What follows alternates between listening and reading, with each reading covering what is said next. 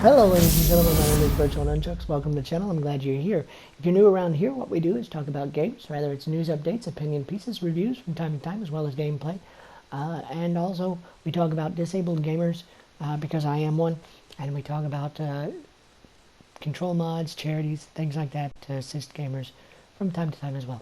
So if gaming interests you at all, please consider subscribing and hit that notification bell so you're notified whenever content hits the channel, because every Monday through Friday we try to do something fun and exciting on this channel. And today we're going to talk about Stadia. We're going to talk about, again, Stadia. We're going to talk about some mods, and we're going to talk about a few other things, including some cheaters. Yeah. So, without too much, let's get involved. Let's talk, and you can also find these articles that I'm going to talk about on my Twitter account, @VNunchucks. You can take a look at them there as well. They have links to the various things that I'm going to talk about in the articles. So here we go. Alright, first thing I'm going to talk about is the coolest thing I think I've seen in a long time. A modder has taken Bloodborne and made it possible to run the game at a crazy 60 frames per second. And the article is done by Polygon, and they have links to this gentleman's Twitter account, YouTube channel, Patreon page, the whole 9 yards. But they also have video clips to show what Bloodborne looks like 60 frames a second. I tried to put these on the channel for you guys to see while I was talking about it, but unfortunately I can't do it. It wasn't allowing me to do it. Anyway, the modder's name is named Lance McDonald, and he patched Bloodborne to run at 60 frames a second on PS4. He's known, and I'm going to paraphrase the article, okay? He's known for setting up finding some cut content, like hidden bosses in Bloodborne and Dark Souls 3. He's known for finding different setups and stuff that didn't make it into the final game and stuff. But as of yesterday, he put out a series of tweets that he had managed to patch Bloodborne and boosted the frame rate to 60 frames a second. He also says, I'll even read his initial post for you. It says, I patched Bloodborne to run at 60 frames a second. It works alright, about as good as the Dark Souls 3 on PS4 Pro patch does. So that's pretty cool. Except for the fact that the game doesn't have proper timing, and the entire game basically runs in fast forward. Oh boy. This is running on a base PS4. He says if you want to have a better shot, you can go over to PS4 Pro and check it out. But there's test footage attached to it. There's a video running attached to it, and it says it will perform better if you have the PS4 Pro if you want to check it out. Anyway, you can follow his YouTube channel, and again, there's a link there. But he posts breakdowns on his work, how he did it, and he also maintains a Patreon page as well. So there's that. And I have to say, I mean, yeah, it looks a little funny, but it does look pretty cool to be running at 60 frames a second. But it's like I said, it's a little nuts. Second thing we're going to talk about, and this was posted by Eurogamer, but a few other outlets have put it up soon, or put it up here recently in the last few hours. EA is bringing FIFA, Star Wars Jedi Fallen Order, and 3 other titles to Stadia, although they haven't exactly named those particular ones just yet.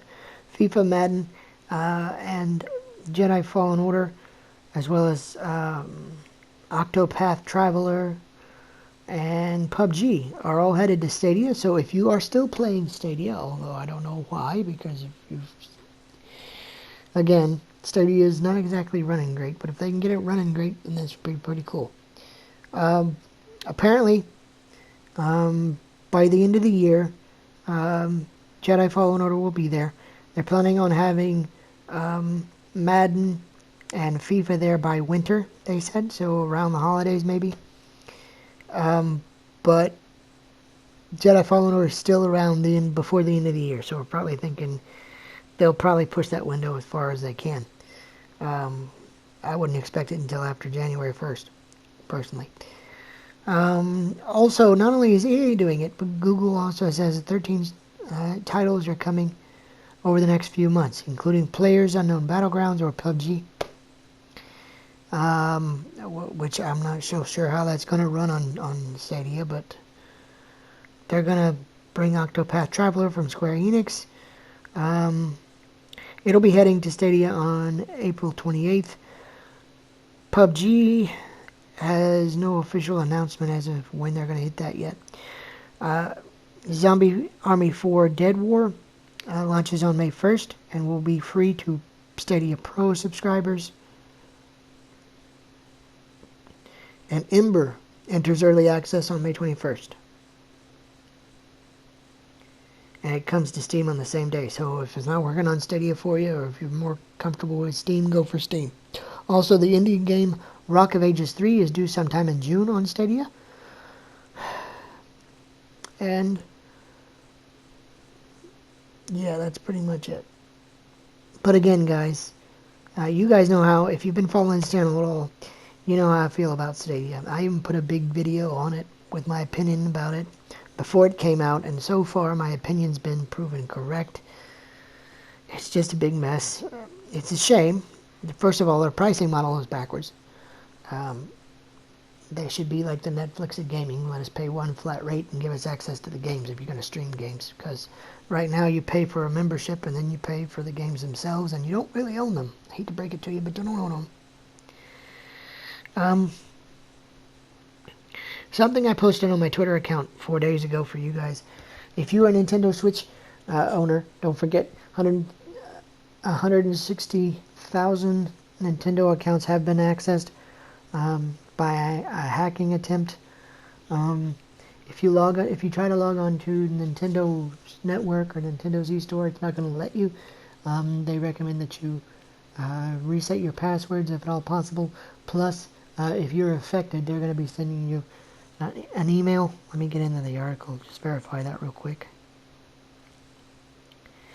Nintendo says login IDs and passwords were obtained illegally by some means other than our service since the beginning of April.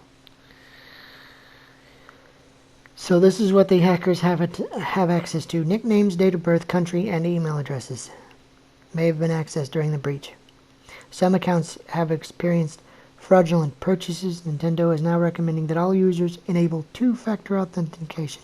So please do that. If you haven't done that already, it's a good idea. Any way to do that for all of your accounts, not just Nintendo. Have a two-step process to get into your account. Passwords are now being reset for effective accounts, and Nintendo is disabling the ability to log into the main Nintendo account through a NNID. These older NNIDs, the older ones especially, for like 3DS, things like that, the Wii U, are the ones that are affected the most. So if you have an older NNID account, like my son does, you might want to be careful. We've already made the appropriate adjustments. If you have a Switch console, it is running on the newer Nintendo account system. But so there's a little less of a possibility that you'll be hacked, but just keep an eye on it. Affected users will be notified via email, and the company is warning you that if you've used the same password for the NNID and Nintendo account, then your balance and registered credit card, PayPal may have been illegally used. So if you haven't changed your passwords in a while, you might want to check and make sure that your account has not been messed with. Check your email, guys. Okay? Alright. So, I mean, people are using it, basically going in and getting V-Bucks from Fortnite and stuff like that. So, do the two-step authentication. It's a smart thing to do even on your other accounts, like your PlayStation accounts, your regular accounts here at home. on your computers or whatever. It's just a safety precaution. It's a good idea.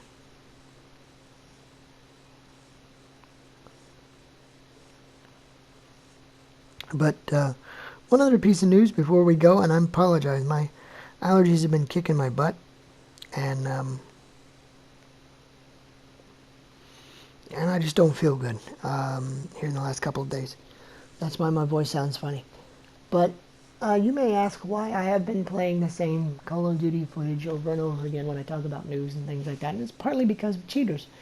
If you haven't been paying attention, if you log on to Warzone, whether it's and you have your cross-play enabled so that you can play with PC players, you have a good, right now especially, you have a great potential to run into hackers and people who love to cheat. And the ban hammer, as we know, has been going down hard on the cheaters. And Infinity Ward and Call of Duty, Activision have been trying to cut down on the cheaters as much as possible.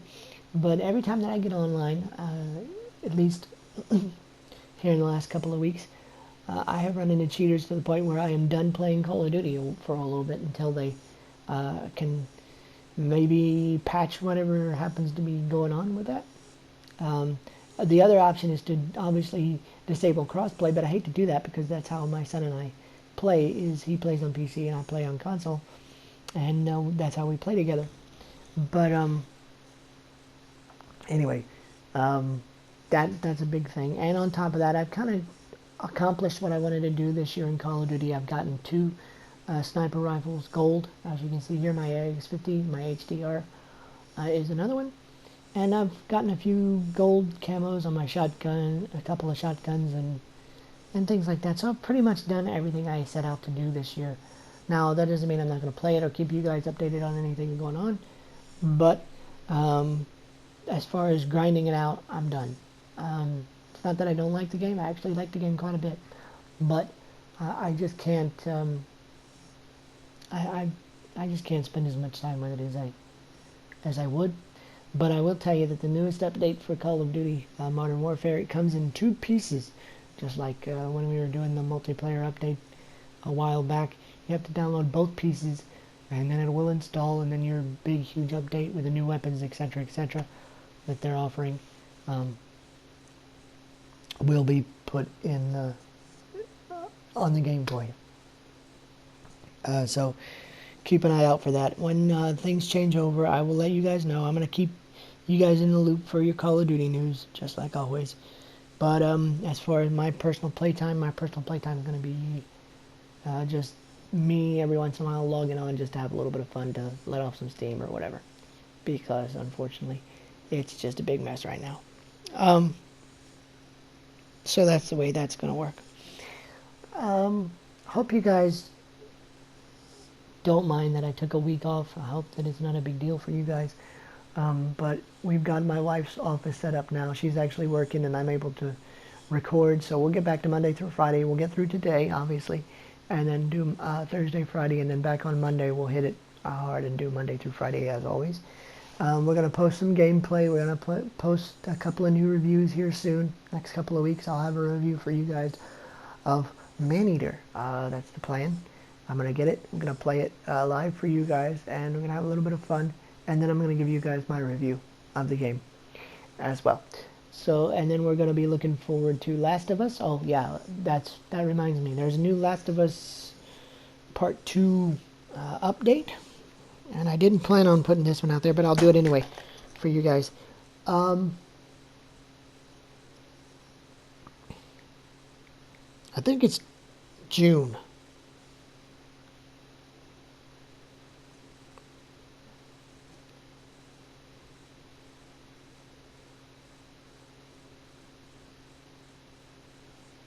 Yeah, they haven't updated it here, but I think they're going to... Yeah, it's set for a June release. Around June 3rd, I think. Let me see. Nope. Sony PlayStation has announced the worldwide release will be released on June 19th. Due to logistics issues, again, with the coronavirus and everything going around.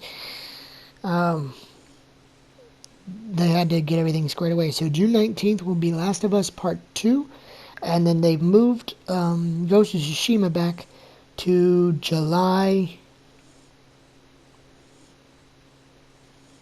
I think the early part of July, July 15th or something like that.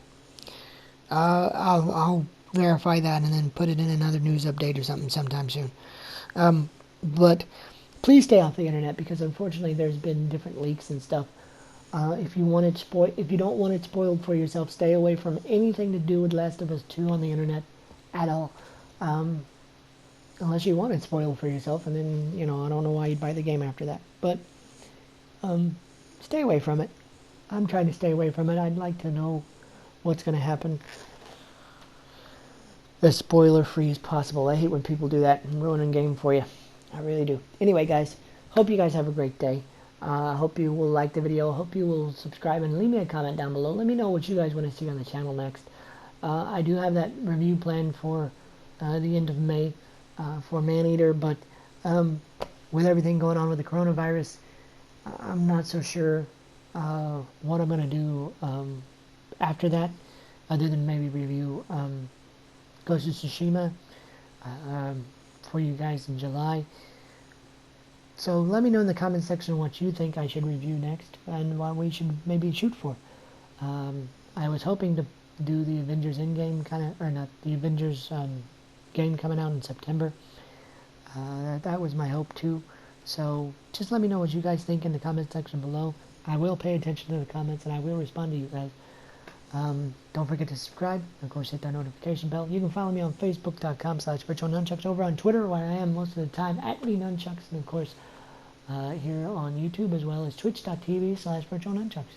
Hope you guys have a great day. We'll see you in the next video tomorrow, because I can finally do it after a long, long time. Hope you guys have a great day.